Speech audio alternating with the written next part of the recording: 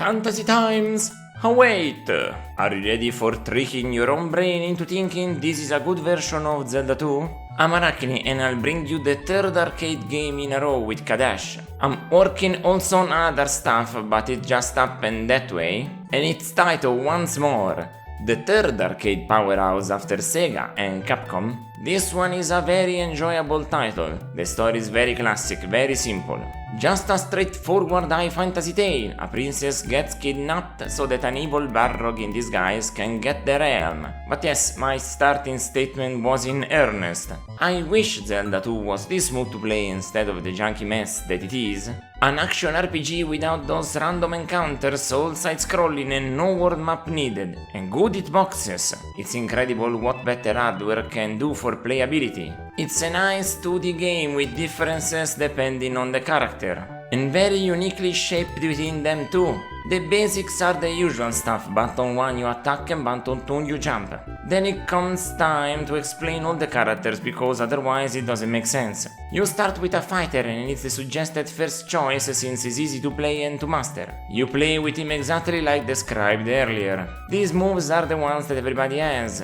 You point the joystick up to attack flying enemies and move it down while jumping to point it down. This is a basic choice to just get the gist of it. You can go into shops and grab stuff, but it's exclusive depending on the class you're using. Also, some things are elemental and you need to be careful because enemies have immunities. A 1-hour arcade game has more RPG elements than Final Fantasy XVI. Funny how that goes. As soon as you finish playing with him, you can move to any of the others. The mage will have to hold button 1 to cycle through all his magic. Release it to launch an offensive spell. It will tell you to fuck off and other insults. Lame joke? Welcome to the channel. Same concept for the priestess, but this time around you have defensive and healing related ones. Plus you get a weapon that is a chain that can extend in 8 different directions, even if it's weaker than most others. Lastly comes the ninja. He's without any magic just like the fighter, but all of his weapon upgrades are infinite throwables. That's perfectly fine, and a great help is also their agility stat. Oh yeah, they all have different stats and you will feel them. Their attack and agility affects many different things, including the height and length of their jumps. And you'll need to learn how they work, so do a lot of extra jumps and attacks in the first stage, so you get familiar with each of them. Because the level design is a bit more involved than you might think.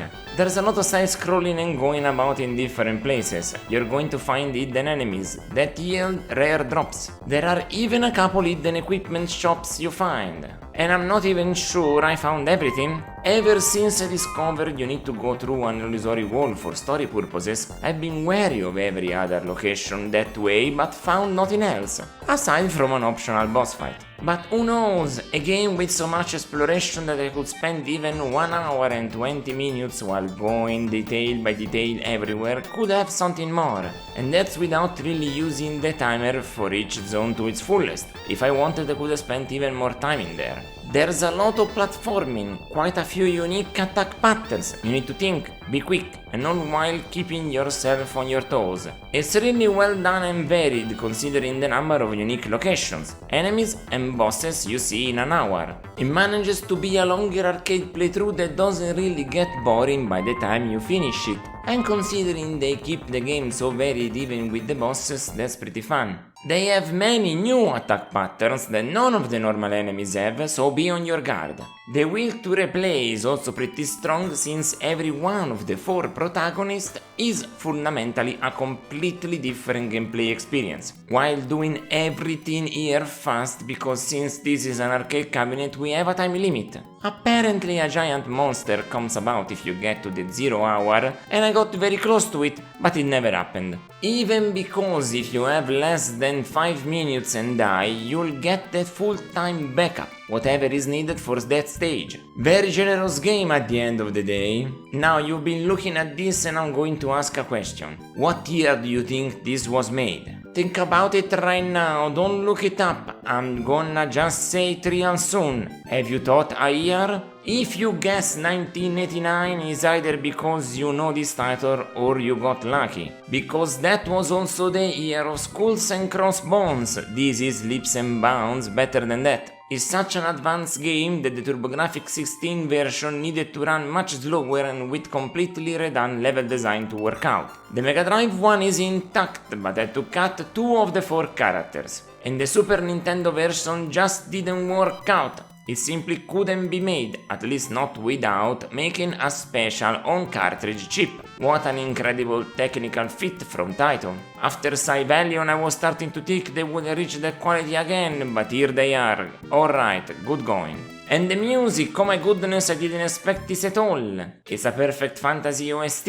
Just from start to finish you'll feel like you're thrust into a different reality entirely. I wouldn't mind listening to this in case I read The Hobbit again. Such a feeling of discovery and wonderment that makes me realize how many old games were all about that.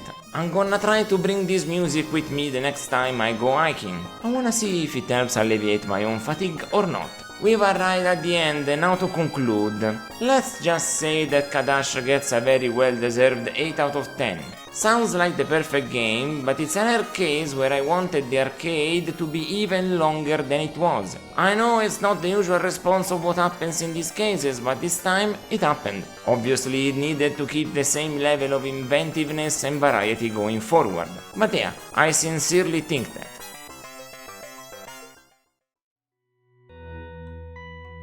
If you wanna see me play the games that I will review plus some extra stuff, catch me on Twitch at Araknie Retro. It's my natural habitat, you see. Until next time, ciao ciao!